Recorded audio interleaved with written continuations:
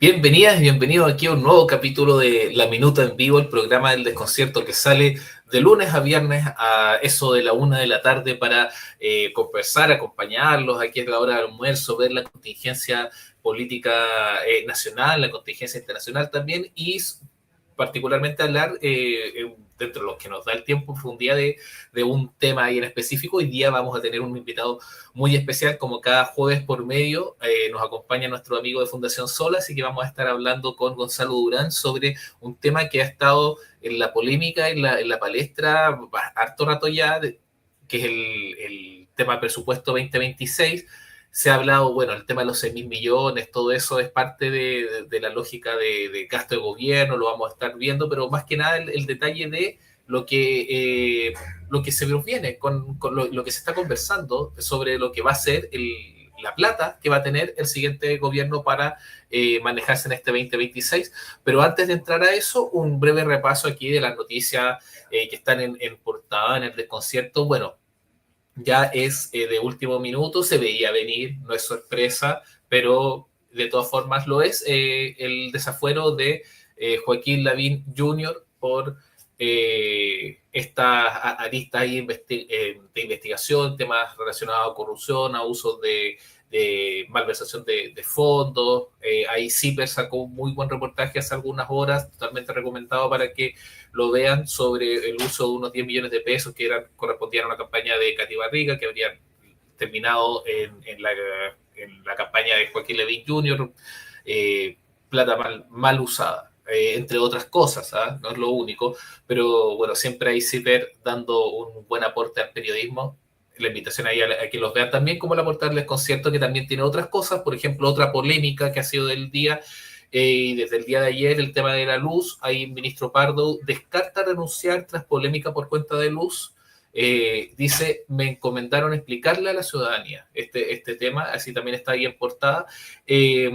Hay altos hablado que este tema es un mal cálculo que viene desde 2017, que se han dado varias instancias en que el organismo técnico debería haber sido la Comisión Nacional de Energía el que debería haber revisado este tema, pero también hay otras personas que insisten en las responsabilidades políticas. De hecho, una de las personas que insisten en esto y también está en portada es nada más y nada menos que la candidata presidencial del oficialismo, Janet Jara, quien dijo hoy día: en mi gobierno los ministros asumirán su responsabilidad. En clara alusión aquí a lo que está pasando con el ministro Pardo y el tema de energía. Así que hay también una tensión entre la candidatura oficialista y el gobierno que está y va a ser también tema durante el día. Cortes de luz nuevamente en Santiago, los invitamos a revisarlo ahí en la página del concierto para este viernes 17 de octubre. Vean dónde van a ser los cortes, según la información que entregó en él.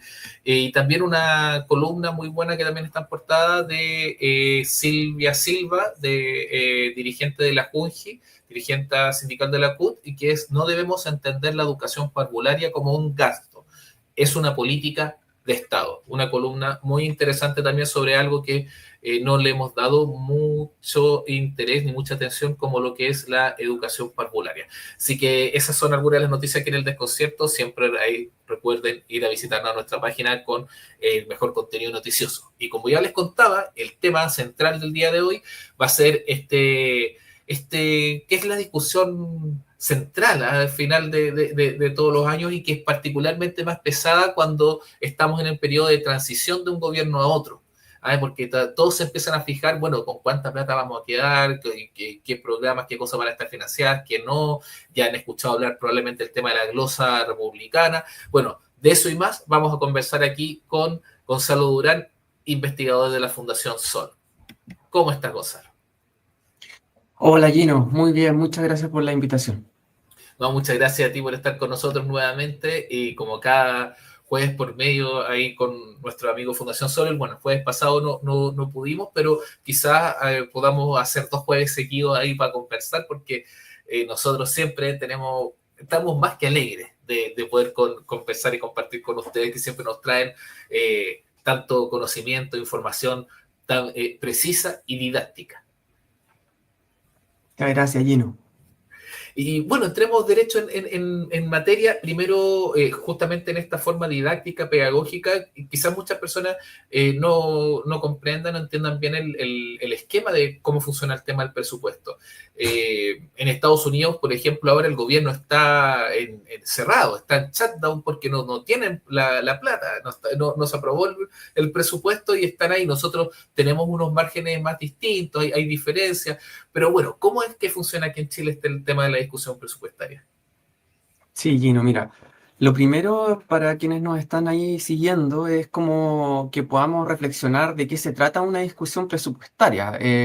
Estamos hablando del rol que tiene el Estado en la sociedad, el tamaño que como sociedad queremos que tenga el Estado, y eso es particularmente relevante en tiempos de crisis estructurales. Hoy en día, para nadie es un misterio que hay un montón de crisis al mismo tiempo, la crisis fuerte de desigualdad, que en Chile somos campeones en esas ligas, pero también hay una crisis en los sistemas de salud, de pensiones, educación, en el mundo del trabajo. Y también cada vez se hace más patente lo que está sucediendo a nivel del medio ambiente. Entonces podríamos decir que tenemos un ambiente que es bastante tóxico de políticas económicas que también apuntan a que el Estado sea más austero. Entonces ahí como que es un telón de fondo que tenemos que comprender para entrar en esta discusión del presupuesto, que todos los años, cómo funciona en Chile, y ahí voy a tu pregunta, el Ejecutivo tiene la potestad para presentar un proyecto de ley de presupuesto, se lo presenta al Congreso. Y en ese proyecto aparecen las distintas partidas, es decir, se hace un desglose de dónde vamos a poner la plata, los recursos públicos. Y el Congreso tiene la facultad para redistribuir algún tipo de dinero, puede bajar el presupuesto, pero en ningún caso lo puede aumentar. Eso es distinto a cómo sucede en otros países.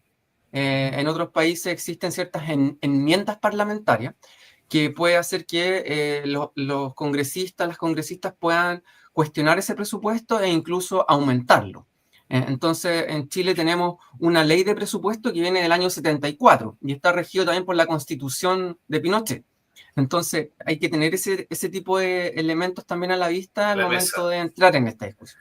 Claro, es súper relevante eso que dices que el Congreso no puede aumentar el presupuesto porque, claro, es importante para un cambio. Y creo que Brasil hace poco también tuvo un cambio legislativo ahí que dejó una escoba más o menos grande también porque le dio mucho poder a los parlamentarios y empezaron a generarse unos feudos medio extraños ahí, eso interesante de analizar. Pero antes se me había olvidado, súper importante, porque presenté a Gonzalo Durán solo como investigador de la Fundación Sol y también es académico de la Universidad de Chile y que donde está ahora, y no podemos olvidar ahí de hacer la mención y agradecerle también a la Universidad de Chile, a nuestra también alma mater, en mi caso personal, de que nos preste a un eximio investigador para poder conversar en la tarde. Y bueno, eh, una de las grandes polémicas que salió con el tema presupuestario ahora fue el de la famosa glosa republicana, que ese era un esquema tradicional que se estaba ocupando, que era entiendo que era como una plata de libre disposición para el año siguiente y que ahora ya no existiría. ¿Cómo se ve eso?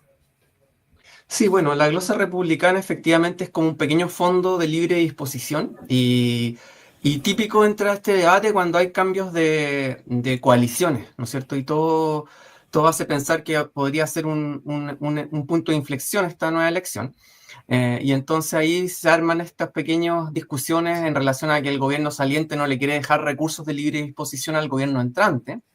Eh, pero claro, más allá de eso, yo creo que aquí hay una cuestión que es muy relevante, que tiene que ver con el rol que nosotros como sociedad queremos o no que tenga el Estado, más allá de que tenga una pequeña caja chica, ¿no es cierto? Porque cuando hoy día vemos que la mitad de las y los trabajadores gana menos de 611.162 pesos, para ser exacto, la mitad gana menos que eso. Es súper importante que nosotros podamos entender que el Estado, en ese sentido, tiene un rol distributivo. El Estado es finalmente quien va a poder ayudar, va a poder intervenir en ciertas realidades para transformarlas también, para ayudar en eso, en diversos ámbitos de la vida social, como puede ser la educación, como puede ser las pensiones, como puede ser la vivienda. Actualmente estamos asistiendo a casi un reality, en el caso de los matinales, ¿no es cierto?, donde lo que está pasando con la toma de dignidad en la comuna de La Florida, donde más bien se trata de poner un foco en casi como criminalizar la toma, pero sin poner mucho énfasis en lo que está detrás de eso, que es la falta de soluciones habitacionales. En Chile hoy día existen casi 500 o 550.000 viviendas que hoy en día hacen falta. Hay un déficit habitacional de viviendas sociales. Y, por ejemplo, esto se podría solucionar a partir de un Estado que acopie más recursos públicos. Y ahí es donde estamos jugándonos, en el fondo, qué Estado queremos tener. Por ahí aparece una candidatura, por ejemplo, de Kast, de ultraderecha, que dice que a él le gustaría reducir el gasto público en prácticamente 6.000 millones de dólares, que para que nos hagamos una idea, eso equivale a 2 puntos del PIB. El PIB hoy en día es de cerca de 330.000 millones de dólares, es decir, un poquito más de 2 puntos del PIB. Y cuando uno pregunta qué se puede hacer con 2 puntos del PIB, la respuesta es, bueno, tú puedes, por ejemplo, financiar la pensión garantizada universal de forma completa. Eso es lo que cuesta la PGU hoy en día. Que recordemos fue el gran chaleco salvavidas que puso el gobierno de Sebastián Piñera para reducir la conflictividad social que tenía nuestro país. Y que de todos modos es algo insuficiente, pero calmó un poco los ánimos. También se podrían construir, digámoslo, cerca de 150.000 viviendas sociales valoradas en 1.000 UF cada una, que es lo que lo valora el Ministerio de Vivienda y Urbanismo, y con eso también haríamos los 2 puntos del PIB. Entonces, estamos hablando de eso, de qué participación queremos que tenga el Estado con nosotros mismos. Oye, Gonzalo, es un tremendo tema y vamos adentrando también sobre todo de los 6.000 millones, pero bueno, como estamos en vivo y en directo pasan estas cosas y el gobierno le acaba de pedir la renuncia al ministro Diego Pardo de Energía, un tema que conversábamos en la mañana. Janet Jara, mencionábamos como también estaba en Portal Desconcierto, ya había tenido unas palabras críticas, dijo que su gobierno, los ministros tendrían que asumir la responsabilidad y en este caso parece que o hubo eco o coincidencia porque ya se le pidió la renuncia al ministro Pardo por todo el tema de las alzas de electricidad, así que eso ya es noticia en desarrollo, junto también con lo que habíamos dicho de que la Corte de Apelaciones había aprobado el desafuero de Joaquín Lavín Jr. Está bien agitado esta jornada. Pero vamos acompañando los hechos diarios, los hechos cotidianos con también las cosas que podemos profundizar y echarle una mirada y que también nos acompañan hace hartos días, como es el tema del presupuesto. Aprovechamos también de ahí ver los saludos de la gente que nos está viendo en vivo en directo. Papo Vidal, que nuevamente nos manda saludos desde Quilicura, saludos de vuelta. Y ese tema, bueno, el tema de los 6.000 millones y el recorde, porque no es solo Cast, también Johannes Kaiser ha dicho, creo que incluso más, él habló de 12.000 millones, si es que no me equivoco, y se habla mucho de, Evelyn Matei habla de 2.000 millones. También habla de un recorte, o sea, en menor medida, más responsable Evelyn Matei, porque no es un periodo de tiempo más largo, es una menor cifra, después vamos perdiendo responsabilidad, pero de todas formas, en la lógica, en el trasfondo, todos están apuntando desde la derecha, a reducir el Estado, cuando Exacto. justamente lo que estamos conversando es, bueno, pero ¿cuántas cosas debe, no que pueda, debe hacer el Estado y que todavía son deudas pendientes, como en el tema habitacional que muy bien mencionaba, la toma de San Antonio, aquí en Santiago también hay muchas tomas en Chile, en el norte también, que necesitan atenderse a esas situaciones de emergencia de vivienda. Tema hospitalario, el tema de salud. Escuchaba que había recientemente hablado la presidenta del colegio de médicos también porque está preocupada por el presupuesto en el área de salud. La deuda enorme con las filas de espera, con la construcción de nuevos hospitales, etcétera, etcétera. Entonces, claro, dándole esta perspectiva, ¿quiénes están planteando un fortalecimiento del Estado hoy en día? Claro.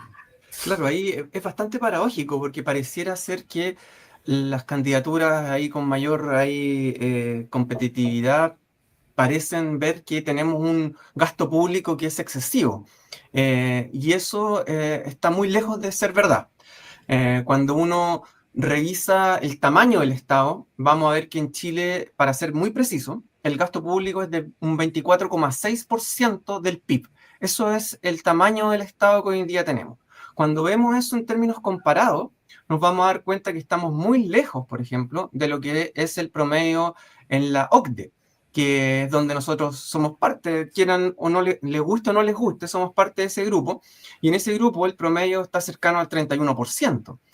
Y no solo eso, hay otros países que son parte de ese grupo, que por ejemplo podemos decir como el caso de Austria, que tiene un 47% de tamaño del Estado, Bélgica, que tiene un 40%, Bulgaria, 35%, Finlandia, 45%, o sea, hay varios que tienen sobre 40%. E incluso si nos vamos a la región, acá mismo, vamos a encontrar que Colombia tiene un 34% como tamaño del Estado, bastante más que Chile, y que incluso Uruguay es otro país que también siempre es bueno compararse con Uruguay porque es uno de los países que tiene los menores niveles de desigualdad y un índice de desarrollo humano de los más altos de la región. Y en Uruguay el tamaño del Estado es de un 37%. Chile, lo repito, 24,6%. Entonces, ¿qué significa esa diferencia en tamaño del Estado? Por ejemplo, que en Uruguay sea 37% y en Chile sea un 24,6%. Estamos hablando de que en términos de lo que es el PIB de nuestro país, sería aproximadamente 41.000 millones de dólares que uno podría decir vamos a poner en la sociedad, al Estado. Si es que tuviéramos el gasto público de Uruguay, que es bastante parecido a lo que tienen los países de la OCDE. O sea, podríamos tener un aumento de gasto de 41.000 millones de dólares. ¿Qué significa eso en términos concretos? Significa prácticamente 6 veces la PGU. Lo que ya hablábamos que eran aproximadamente 2 puntos del PIB, estaríamos hablando aquí que esa diferencia es aproximadamente 12,4 puntos del PIB. Entonces, de eso estamos hablando, una magnitud bastante notable. Por lo tanto, no es que Chile tenga un gasto público que tengamos que ser austeros, que tengamos que reducir la grasa del Estado, todas esas palabras que han aparecido en la columna que hizo este asesor comunicacional de CAS, Cristian Valenzuela, que hablaba de los parásitos. Eso está lejos de ser verdad. Tenemos un gasto público que es súper bajo y que, bueno, también aquí hay que plantear un tema que tiene que ver con cómo a nivel mundial, Chile no es la excepción, hoy día en términos económicos lo que estamos asistiendo es un periodo de larga depresión económica. Esto ya lo hemos hablado antes, significa que los ritmos de crecimiento económico cada vez son menores y cuando se recuperan nunca vuelven al nivel anterior, sino que siempre vuelven a un peldaño un poquito más bajo. Eso es lo que se conoce como una larga depresión, que ya lleva más de 15 años. Y lo que están haciendo en el fondo los gobiernos capitalistas, las sociedades capitalistas, es básicamente echarle mano a lo que es el Estado, a los derechos sociales, a privatizar y de ese modo tener un mayor espacio para el mundo privado, para que puedan tomar esas áreas donde estaba el Estado antes y puedan a partir de eso generar inversiones y lucro, por supuesto. Entonces también estamos hablando de eso, cuando uno escucha estas campañas que dicen queremos reducir el gasto público en 6.000 millones de dólares, eso significa pasarle 6.000 millones de dólares a los privados. Y significa que en el fondo el privado va a tener una opción de acumular que va a ser mucho más atractiva de la que lo es ahora. Es privatizar la economía en el fondo. Claro, es imposible no pensar, por ejemplo, cuando tú dices, claro, si nos comparáramos con Uruguay y llegáramos al nivel de Uruguay, tendríamos que subir en la participación pública un 12% del PIB, pensar bueno, en todas estas recomendaciones de la OCDE, de que no sé, Chile tiene que triplicar su inversión en I+D, tiene que duplicar su inversión en educación, que tiene que duplicar su educación, su inversión en salud. Entonces, y son cosas que con ese 12% serían viables. O sea, Sería todo viable. sería todo viable. Podríamos tener inversión en I+D a nivel de Europa, podríamos tener inversión en educación a nivel sobre promedio OCDE también, podríamos, y todas esas cosas que se saben que son inversiones, no son gastos. Porque es plata que después se aumenta en recaudación, que te aumenta la economía interna, que te genera nuevos mercados, nuevos productos. Entonces, es frustrante, es como, y más encima que estemos, bueno, tenemos esta cosa tan recurrente, que es la batalla cultural, la narrativa, la disputa de las narrativas, y que en Chile, como hay una caja de resonancia tan fuerte de cierta perspectiva ideológica, que es la mirada más antiestatal, más pro empresa, porque por motivos obvios, la mayoría de los medios de comunicación son empresas, entonces, y pertenecen a grupo económico, etcétera, etcétera. Entonces, claro, es que, que estemos esté esta mirada de que predominante, de como que nuestro Estado es tan grande y nuestro Estado es tan, gasta tanto y nuestro Estado es tan excesivo, y es cosa de mirar por encima de la cordillera y te das cuenta Exacto, que somos los que con el Estado más pequeño del barrio. Entonces, exacto. y no por poco. No por poco, decía, Eso es. decía 24 contra 37, ¿no? Comparado con Uruguay. Claro, con Uruguay tiene 37, estamos hablando de que Colombia tiene 34. En el fondo, Chile es uno de los estados más austeros, si nos guiamos con esa nomenclatura, la austeridad, el austericidio que dicen algunos. Y ahí también hay que hacerlo notar, o sea, cuando hablamos de un bajo gasto público, eh, claramente lo que está detrás de eso, lo que subyace también es una baja pago por impuestos.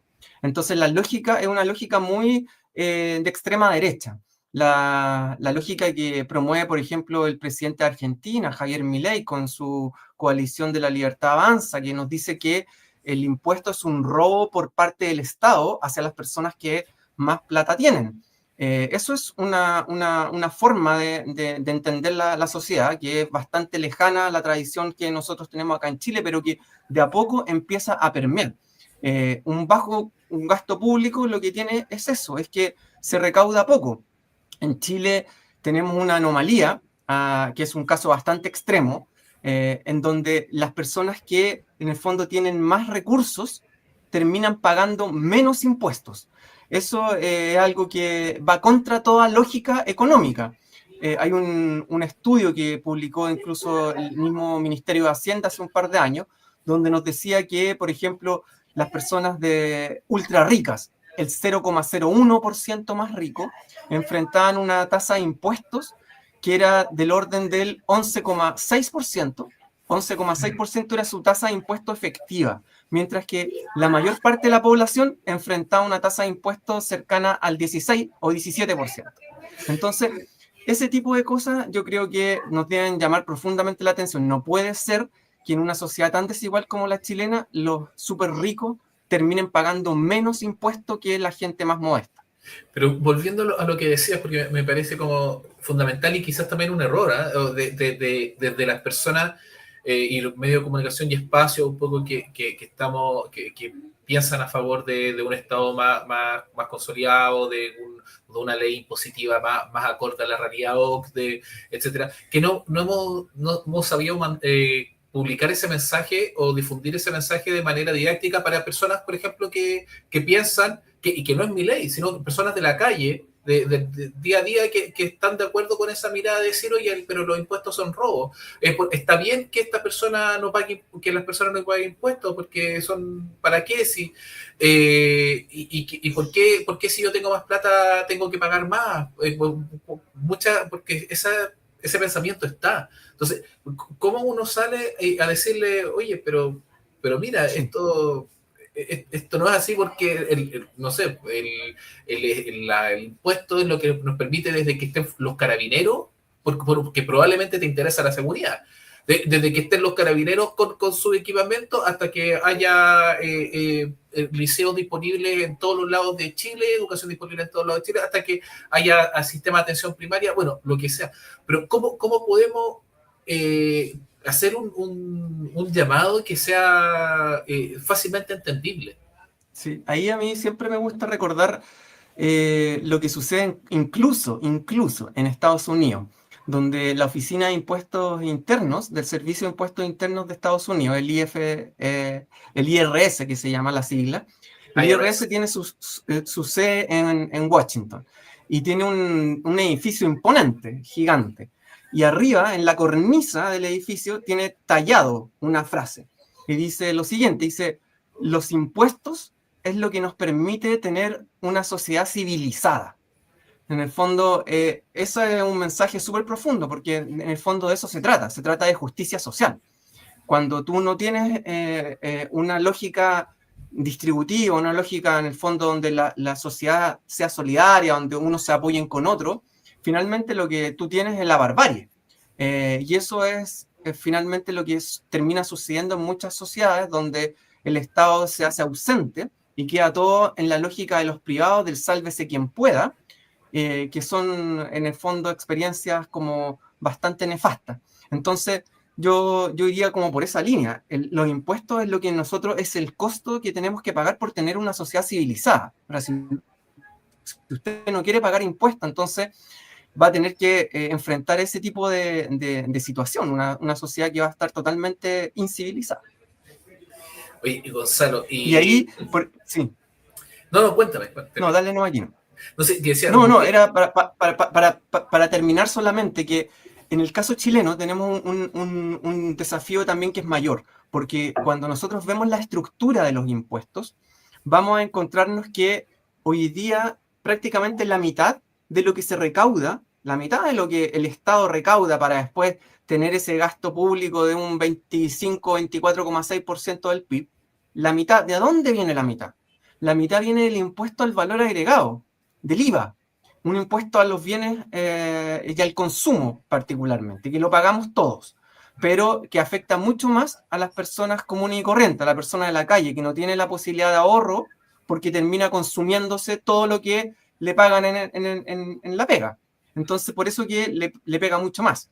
Los países ricos, que es el club, lo reitero, a donde nosotros participamos, el club de la OCDE, el peso que tiene ese tipo de tributación es mucho menor, es cercano al 30%. El 70% lo recaudan a través del impuesto a las personas, el impuesto a las ganancias de las empresas. Entonces ahí es lo que se conoce como esta distinción entre los impuestos indirectos, que son los impuestos al consumo, versus los impuestos directos, a la propiedad, a la renta. Y en Chile, desde la dictadura, tenemos un sistema impositivo que lo que hace es que juega con esa filosofía que comentábamos anteriormente de que el impuesto es un robo por parte del Estado. Y como es un robo, la ley lo que hace es tener bastante claro ciertas válvulas de escape para que tú te puedas escapar, tal como si te estuvieran robando, te hacen una llave, tú ahí te sueltas y te escapas y no pagas impuestos. Y eso pasa mucho con las empresas, que terminan eludiendo. Y hay otra cosa que es fundamental que pasa en Chile, que es difícil a veces de transmitir esto, pero tiene que ver con que en Chile, cuando tú eres un capitalista y tienes tu empresa, y además tú ganas mucho dinero, tienes participación en otras empresas, cuando estás en esa situación, no se genera un doble pago, o sea, que pagues por aquí y pagues por las empresas, sino que el impuesto que pagan las empresas es un crédito al impuesto que tú tienes que pagar como persona. Es igual que el Transantiago, no es que tú pagues dos veces, pagas solo una vez. Y eso no era así antes de la dictadura. Antes de la dictadura iba por caminos separados y por lo tanto la recaudación era mucho mayor. Y esa estrategia que teníamos antes de la dictadura es la que sucede hoy en día en la mayor parte de los países de la OCDE. Entonces, de nuevo, tenemos una cuestión ahí que es insólita. Mira, mira, pero bueno, es que ese es el terrible juego que termina ocurriendo porque eh, se, cualquier intento de aumento de reforma tributaria, lo escuchábamos recién hace un par de días, Juan Sutil de nuevo vapuleó la reforma tributaria de Michelle Bachelet y los intentos de reforma tributaria aquí del gobierno de Boric. Cualquier intento es frenado inmediatamente, pero como por unos gritos, alaridos de desesperación, digamos, y de enojo, que tienen una caja de resonancia enorme, enorme, enorme. Y por tanto, y claro, como se tiene que recaudar, porque se tiene que mantener el país, la carga se le sigue achacando a la gente común y corriente, que en vez de decir, y porque también ocurren estos juegos de narrativas, en vez de decir, oye, son los que tienen más dinero los que deberían poner más y debería ser como un tema más proporcionado, se compran otra narrativa que es como, ¿para qué los impuestos? Si el Estado los desperdicia, si el Estado no sirve para nada, es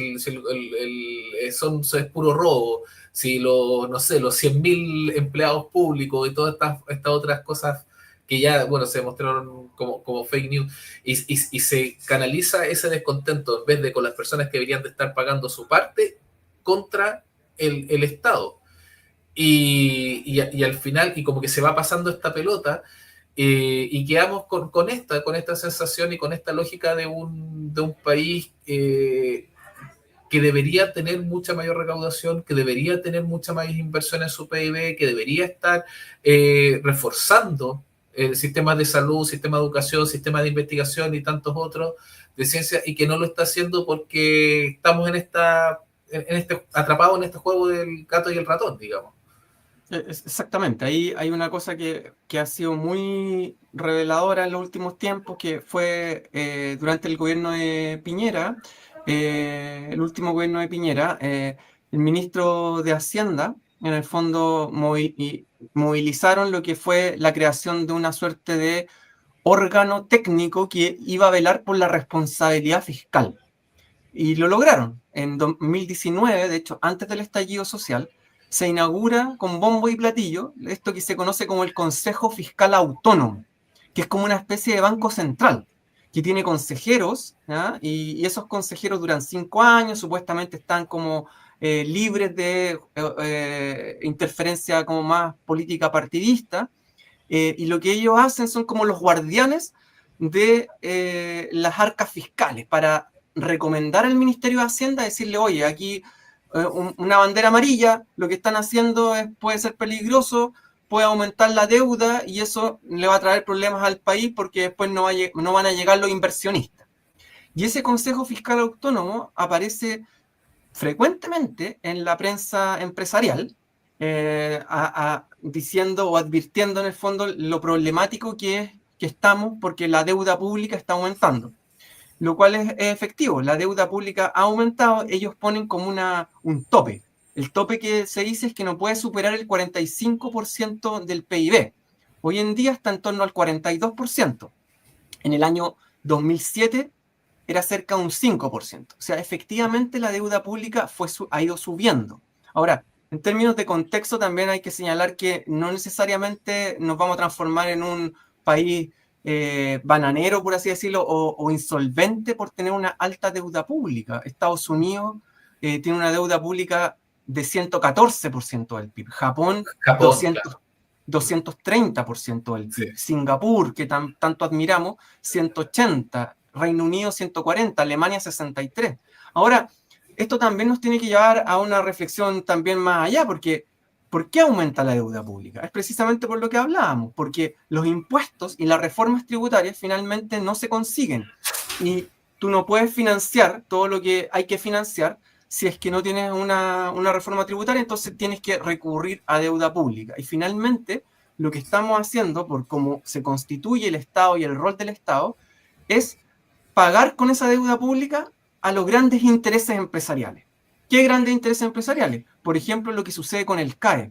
Gran parte de la deuda pública tiene que ver con eso, con lo que es el CAE. Y el CAE es porque se hizo un negocio con los bancos para que los bancos pudieran ser aval de los estudiantes, pero después el Estado podía revender esa deuda, o sea, recomprarle la deuda, perdón, con un sobrepago que está muy por encima de lo que se había pactado inicialmente. O sea, ahí fue un negocio redondo. Ese es un ejemplo de dónde está la deuda pública. Otro ejemplo tiene que ver con lo que pasa con las pensiones, que para nada es un misterio, que todos los meses se recauda un caudal de recursos impresionante. pero eso no se utiliza para pagar pensiones, no se utiliza para el fondo público, sino que se utiliza para intereses privados, para capitalizar a las grandes empresas, para que esas grandes empresas puedan comprar más aviones, puedan crear más departamentos para después ponerlos a la venta, puedan crear más supermercados. Para eso, en el fondo, está destinado el uso de los fondos de pensiones.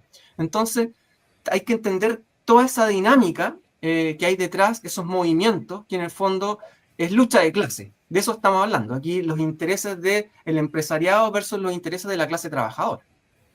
Claro. Uy, Gonzalo, un placer como siempre conversar contigo en esta tarde de jueves ya, pero estamos llegando al cierre de la minuta.